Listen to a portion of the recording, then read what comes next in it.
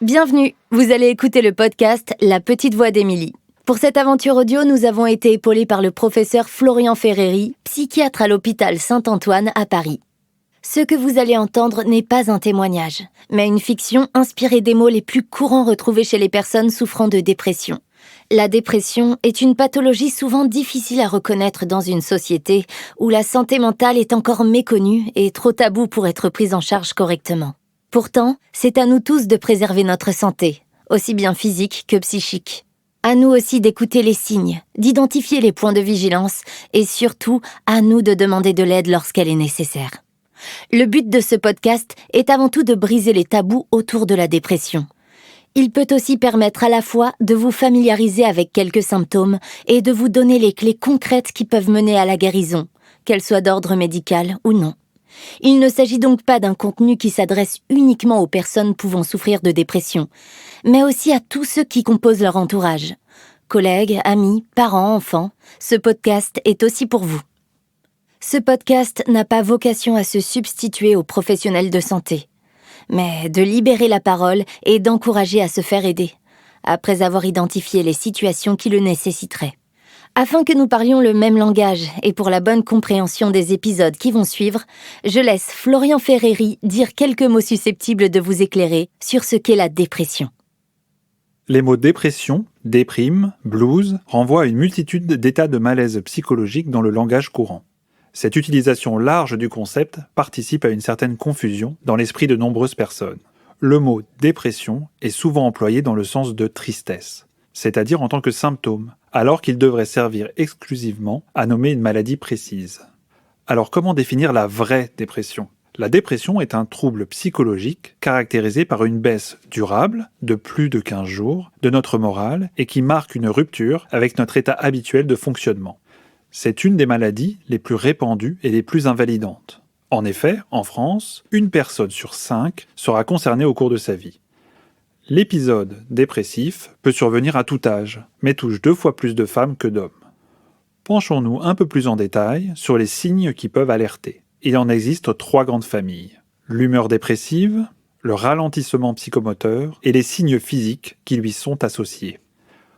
Commençons par l'humeur dépressive. Elle s'exprime par une tristesse malgré soi, s'accompagnant d'un pessimisme pour soi et pour le monde. L'estime de soi est au plus bas, avec une profonde dévalorisation. Cet état s'installe souvent progressivement sur plusieurs semaines. On se sent fragile émotionnellement, avec par exemple des pleurs non maîtrisables. On se lasse, on se désintéresse, on ne prend plus plaisir à faire des activités que l'on aimait habituellement. Sautes d'humeur, agressivité, souvent accompagnées de culpabilité, sont alors très durement vécues et peuvent s'accompagner de conduites suicidaires.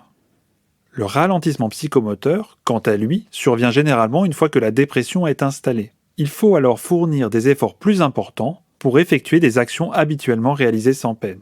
Il existe le plus souvent un sentiment d'épuisement déconnecté de l'activité physique. Autrement dit, toute action devient un effort vite épuisant. Vue de l'extérieur, la personne déprimée paraît lente, dénuée de vivacité et éteinte. La pensée est souvent laborieuse et appauvrie. Lors d'une conversation, les délais de réponse sont allongés, les réponses sommaires. La mémoire est défaillante, associée à des difficultés d'attention et de la concentration. Prendre des décisions devient vite impossible. Ne se remémorer que les événements négatifs de sa vie est un calvaire. Enfin, les signes physiques associés peuvent être nombreux. On compte notamment les maux de tête, les douleurs lombaires, les crampes musculaires, les troubles du transit, les ballonnements pour citer les plus courants. Une grande fatigue, une incapacité à se reposer vraiment sont des motifs fréquents de consultation. Les instincts, tels que l'appétit, le sommeil ou la sexualité, sont perturbés. L'appétit baisse avec un dégoût des aliments qui s'accompagne en général d'une perte de poids. Le sommeil est de mauvaise qualité et qualifié de non réparateur. La vie sexuelle est perturbée par une baisse de la libido, une impuissance ou une perte de plaisir.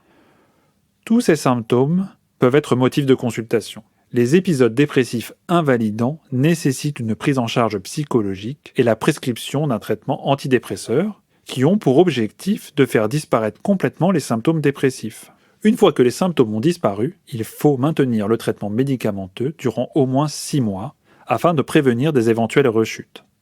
À ce stade, l'aide psychologique est toujours indispensable. Selon les cas, on peut être soutenu dans le cadre d'une consultation chez notre médecin généraliste ou chez un psychiatre. Il est également possible de faire appel à des psychothérapies plus structurées et spécifiques, comme les psychothérapies d'inspiration psychanalytique, les psychothérapies cognitivo-comportementales ou les thérapies familiales.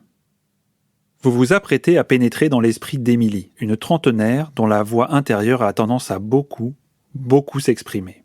Au fur et à mesure des mois, cette petite voix prend le dessus sur ses amis, sa famille, son travail, ses passions, ses envies.